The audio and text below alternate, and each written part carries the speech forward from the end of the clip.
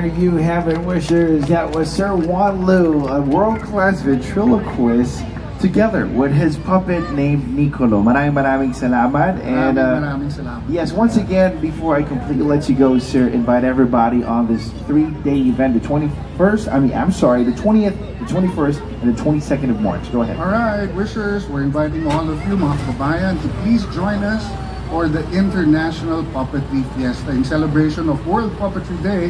That will be March 20 in Robinson's Antipolo, March 21 in Robinson's Galleria, and March 22 in Enchanted Kingdom. Alright, ito po sa atin ng Help Pilipinas at ng inyong pong lingkod. Maraming salamat po! Yes.